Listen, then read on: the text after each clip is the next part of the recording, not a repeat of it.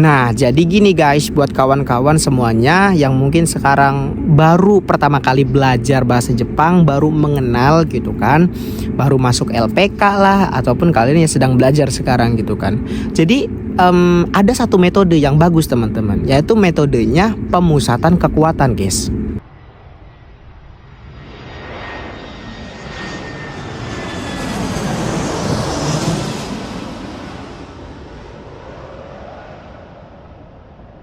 Halo guys, assalamualaikum warahmatullahi wabarakatuh. Selamat siang kawan-kawanku dimanapun kalian berada ya guys ya. Kembali lagi bersama aku di sini Ojak di channel yang penuh suka duka ini guys. Mari kita mengobrol. Guys, jadi ceritanya tuh semalam teh aku iseng-iseng baca data analistik YouTube. Pengen tahu kan ya gitu kan, penonton aku tuh yang paling banyak gitu nonton channel ini rata-rata usianya berapa, umur berapa gitu kan ya. Apakah masih anak-anak, apakah udah remaja nih gitu, apa abang-abang, ete-ete, atau ibu-ibu, bapak-bapak. Pengen tahu ya kan ya. Ternyata setelah ditelusuri inilah gitu kan ya, ternyata guys yang paling banyak itu umuran 17 sampai 24 tahun. Wah, berarti anak-anak muda nih gitu kan ya. Berarti sama gitu kan ya, seumuran sama aku guys. Soalnya aku sekarang teh 23 menuju 24 tahun guys. Masih mudanya guys ya. Itu. Soalnya teh aku kan biar ini ya, apa sih ya? Kadang suka kepikiran gitu, takutnya teh bahasa aku kurang sopan gitu, takutnya teh kasar atau gimana gitu kalau ditonton sama bapak-bapak, ibu-ibu ya. Karena juga kadang-kadang kan banyak juga komentar-komentar ibu-ibu yang, Bang Ojak, anak aku juga sekarang di Jepang gitu kan. Aduh, lihat video Bang Ojak katanya jadi ingat sama anak aku yang kerja di Jepang gitu. Jadi gitu, jadi seru lah gitu, banyak keluarga gitu guys. Jadi bapak-bapak, ibu-ibu mohon maaf kalau misalkan bahasaku kurang bagusnya gitu guys. Jadi kemarin teh aku banyak dapet pesan di Instagram. Bukan kemarin doang ya, sebenarnya lama banget, udah lama. Banyak pesan teh gini, Bang Ojak gitu, aku belajar bahasa Jepang nggak bisa-bisa katanya. Bang Ojak berapa lama bisa bahasa Jepang gitu kan. Bang Ojak gimana biar cepat bisa gitu kan. Aku hiragana sama katakana belum hafal-hafal gitu. Ada tuh guys yang kayak gitu. Dan terus nggak sedikit juga yang bilang kayak, wah kayaknya aku nggak bakat deh bahasa Jepang, kayak aku nggak bisa-bisa gitu kan. Aku belajar dari SMA nggak bisa-bisa. Banyak pokoknya yang kayak gitu guys, dari dulunya gitu. Nah, jadi gini guys, buat kawan-kawan semuanya yang mungkin sekarang baru pertama kali belajar bahasa Jepang, baru mengenal gitu kan, baru masuk LPK lah, ataupun kalian yang sedang belajar sekarang gitu kan. Jadi ada satu metode yang bagus teman-teman, yaitu metodenya pemusatan kekuatan guys. Jadi aku meneliti guys, kenapa ya kita belajar bahasa Inggris dari SD sampai SMK itu susah banget bisa guys. Bahkan sampai detik ini pun aku bahasa Inggris, waduh, nol guys. Mungkin udah lupa-lupa lagi. Padahal belajar berapa tahun itu, dari SD sampai SMK 9 tahun, ya kan. Nah, tapi guys, aku belajar bahasa Jepang di LPK itu mungkin 4 bulan. Bahkan 2 bulan itu kita udah bisa setengahnya guys. Setengahnya tuh udah mengenal lah gitu, bahasa Jepang itu seperti apa, tulisan-tulisan Jepang dan lain sebagainya. Dan pemantapan itu sampai 5 bulan lah gitu. 5 bulan itu kita udah bisa di tahap pemula guys bahasa Jepang. Kenapa gitu kan ya, dibandingkan belajar bahasa Inggris yang kita dari kecil sampai gede sampai SMK nggak bisa-bisa. Tapi kok aku belajar di LPK itu sekitar 4 bulan itu udah bisa bicara lah istilahnya, udah tahu gitu kan. Nah, jadi di LPK pun menggunakan metode ini guys, metode pemusatan kekuatan gitu. Kenapa kita jadi bisa? Karena kita memusatkan kekuatan kita pada belajar bahasa Jepang. Karena waktu itu aku selama 2 bulan di Senta, di pelatihan bahasa 2 bulan guys, bayangkan. Itu yang ada di pikiranku cuman bahasa Jepang. Bagaimana kita harus hafal setiap hari bahasa Jepang sekitar 20 kosakata. Bagaimana kita bisa memahami pola-pola kalimat setiap hari. Bagaimana kita harus berusaha belajar berbicara menggunakan bahasa Jepang setiap hari. selama 2 bulan guys. Dari mulai belajar itu sekitar mungkin ya dari bangun tidur guys. Bangun tidur itu teman-teman di LPK waktu itu ada yang bangun jam 3, bangun jam 4 hanya untuk menghafalkan kosakata bahasa Jepang. Bayangkan. Sebelum subuh nih udah pada di depan teras itu udah pada menghafal, karena subuh-subuh kan biasa kita masih fresh, pikiran masih jernih gitu kan ya. Terus juga apa ya, sepi kalau ngapalin subuh-subuh tuh. Dari subuh tuh mulai bangun tidur sampai nanti mau tidur lagi guys. Kan kita tidur harus jam 10 harus tidur.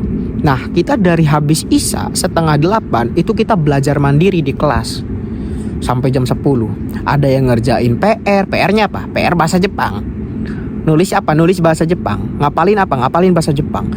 Dalam 2 bulan kita melakukan pemusatan kekuatan belajar bahasa Jepang. Makanya bisa guys.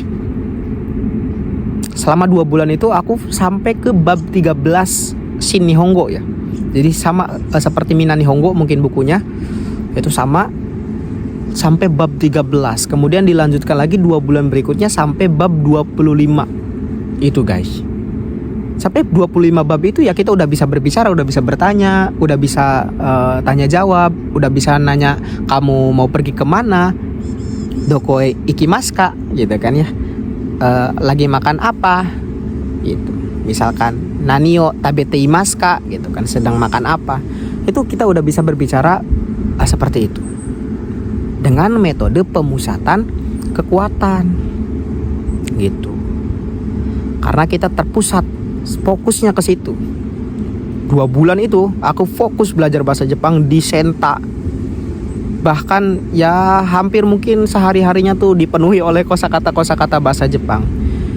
Jadi mustahil kalau kita nggak bisa, pasti bisa kayak gitu. Nah itu metode. Nah kenapa kalau misalkan kita belajar otodidak, belajar mandiri, itu kita cenderung lebih lama guys belajarnya, lebih lambat ya. Tapi nggak semuanya, rata-rata. Aku pun ngerasa seperti itu sekarang nih. Aku kan istilahnya sedang juga mempelajari lagi gitu kan untuk memperdalami bahasa Jepang. Aku di sini bicara bukan berarti aku udah jago bahasa Jepang, nggak sama sekali. Aku cuman sharing guys, sharing. Nah aku di sini mau sharing juga ke teman-teman. Aku pun kemarin ya sempat ikut JLPTN 2 itu gagal guys. Jadi buat teman-teman yang nanya, Aoja kemarin ikut JLPTN 2 gagal. Jadi jauh nilainya juga di bawah rata-rata karena aku sekarang tahu bahwasanya kemampuanku berarti belum sampai sana gitu. Tapi sekarang sedang menuju gitu. Nah kenapa aku pun sekarang gini guys, kok bahasa Jepangku juga nggak meningkat nih gitu kan, nggak naik gitu, nggak inilah gitu, nggak kunjung meningkat gitu. Karena aku nggak fokus guys. Karena nggak fokus. Di samping di sini kan bekerja, kita harus memikirkan pekerjaan kita gitu. Itu mau kewajiban kita ya. Kemudian aku juga fokus di YouTube. Yes, fokus di YouTube, fokus di TikTok gitu. Karena selain bekerja aku juga jadi content creator. Nah, kita tambah lagi misalkan aku pengen bahasa Jepang gitu. Karena ini sangat susah guys untuk kita bisa menuju fokus ke sana gitu kan. Jadi kita harus menentukan mana nih yang jadi prioritas kita, mana yang harus jadi prioritas kita untuk fokus di satu bidang itu kayak gitu. Jadi ya karena sekarang aku nggak begitu terlalu fokus ya ke bahasa Jepang, fokusnya ke bagaimana cara aku mengembangkan channel YouTube, bagaimana cara aku bisa mengembangkan TikTokku gitu kan, ya seperti itulah gitu. Karena ya itu pilihan kita ya, itu pilihanku gitu kan. Jadi ya wajar kalau misalkan bahasa Jepang kita nggak meningkat, wajar kalau misalkan bahasa Jepangku nggak meningkat gitu. Karena memang fokusku sekarang ya aku bagaimana aku pengen ngebangun channel ini bisa lebih bermanfaat, bisa lebih besar lagi, kemanfaatannya bisa dirasakan oleh banyak orang kayak gitu. Itu pilihanku kayak gitu. Nah begitu pula dengan teman-teman semua nih, kalian fokus nggak dengan bahasa Jepang ini gitu? Kalian bener-bener enggak nih gitu kan?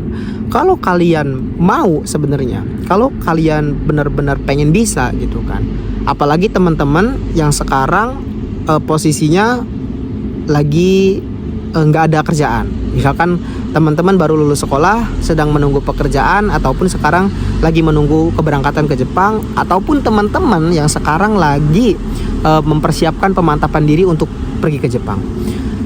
cobalah pusatkan seluruh perhatianmu, seluruh pikiranmu, semuanya pada bahasa Jepang. Aku yakin itu pasti bisa, guys.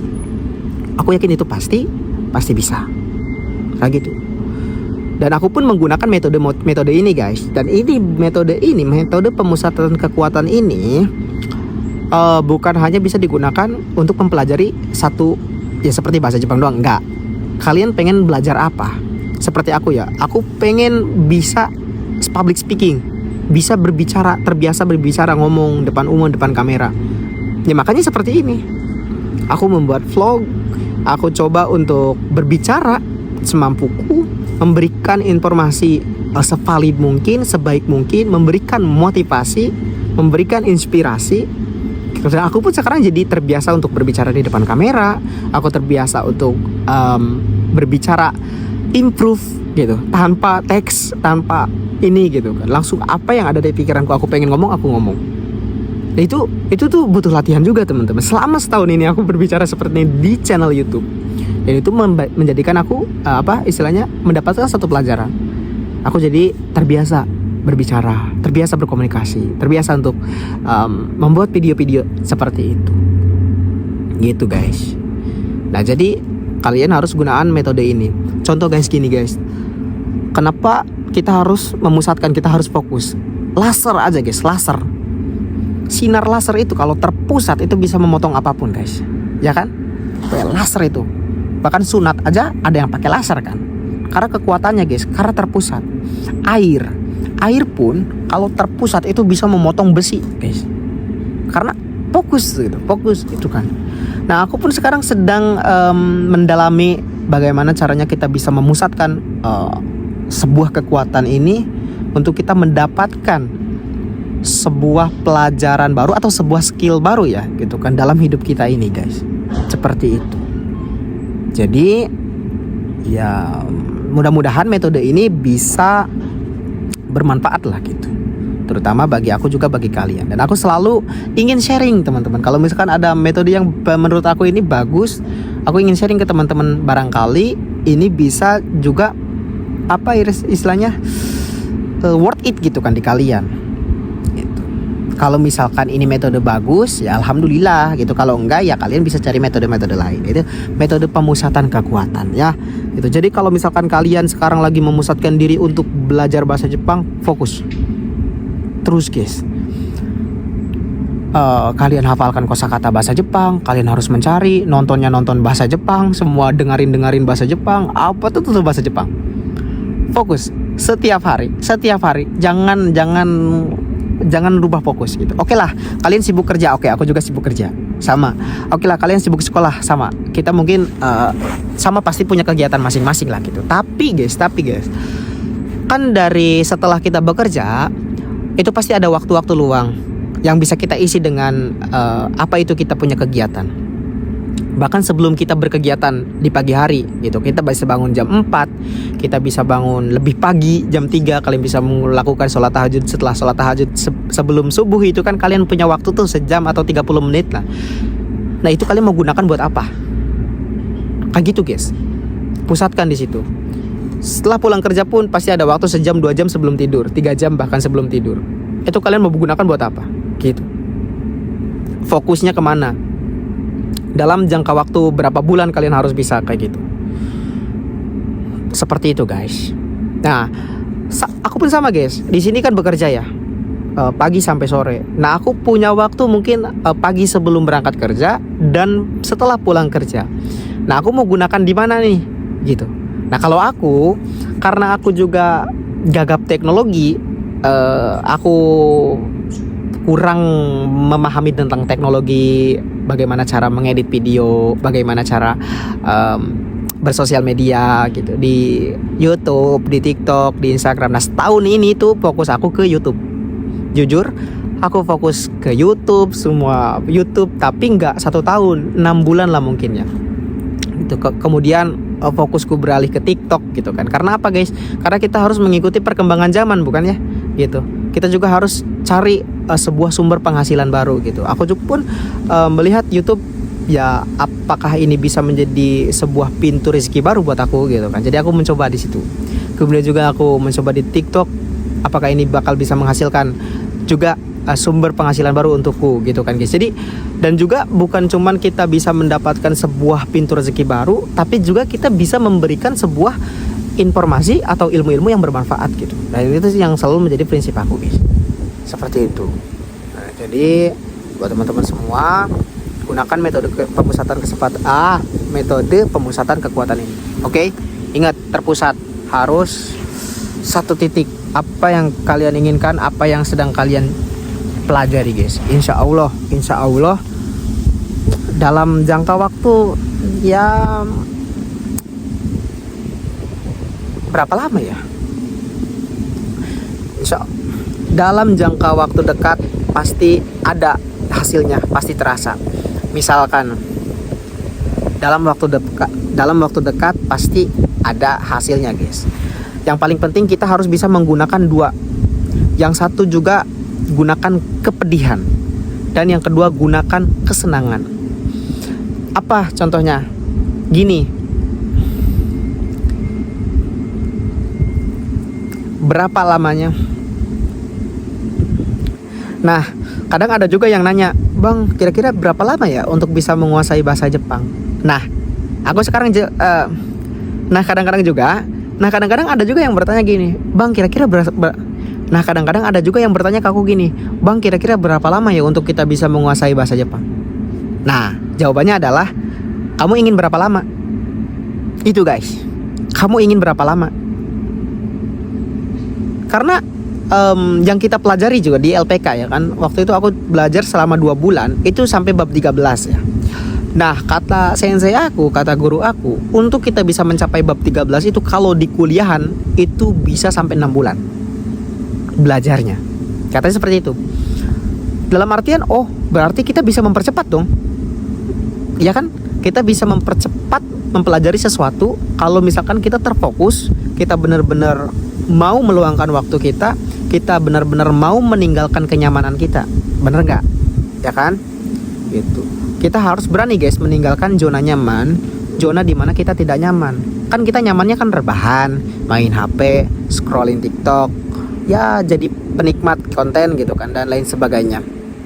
Kita jadi apa ya, nyaman lah seperti itu ya kan gitu. Tapi kita mau enggak gitu untuk coba keluar dari zona nyaman, untuk hidup dalam ketidaknyamanan, dalam ketidakenakan, dalam rasa pokoknya nggak nyaman deh, untuk kita mendapatkan sebuah skill baru, kita mendapatkan sebuah sesuatu, cita-cita, mimpi kita yang kita inginkan. Seperti itu. Oke, kita harus berani keluar dari zona nyaman kita. Itu guys, aku pun sama guys, sama pengennya mah santai weh, pengennya mah enak-enak weh, pengennya mah ini. Tapi enggak guys, kita sebagai seorang anak muda, kita punya waktu guys. Waktu itu sangat berharga, ya kan? Berharga sekali guys. Aku pengen 5 tahun, 10 tahun ke depan aku nggak susah lagi guys, nggak kayak gini gitu. Aku pengen aku nggak susah gitu, karena kita harus berpikir jangan cuma buat diri kita sendiri. Kita harus pikir kita ada keluarga, kita ada adik yang harus sekolah, kita ada ini gitu. Nah, kita sebagai tulang punggung, bagaimana kalau misalkan kitanya aja roboh, kitanya aja rapuh, kitanya aja malas-malesan, bagaimana dengan kondisi keluarga kita? Apalagi kalau misalkan ada yang sudah punya anak, punya istri yang harus dinafkahi. Aku berpikir ke sana guys, karena 5 tahun, 10 tahun ke depan mungkin aku udah punya istri, punya anak yang harus dinafkahi dalam setiap harinya gitu kan. Jadi kalau kita nggak berbuat yang terbaik dari sekarang, ya kita nggak bakal mendapatkan hasil yang terbaik itu di masa depan gitu. Jadi daripada kita mengkhawatirkan masa depan, nanti gimana ya, daripada memikirkan hal tersebut guys, mending kita melakukan yang terbaik hari ini. Setiap hari kita lakukan yang terbaik, kita mencoba hal baru, gagal kita coba lagi, jatuh bangkit lagi, dihina tidak tumbang, dipuji tidak terbang. Gas kan pokoknya guys, seperti itu guys. Sekian guys lah pokoknya mah ojek, soalnya ini lagi istirahat kerja, langsung mau kerja lagi. Jadi buat kalian semua semangat terus yang selalu menonton channel ini. Arigatou gozaimasu guys. Terima kasih sekali sudah mendengarkan. Jadi ojek pamit dulunya. Assalamualaikum warahmatullahi wabarakatuh. Bye bye. Jangan kangen bos.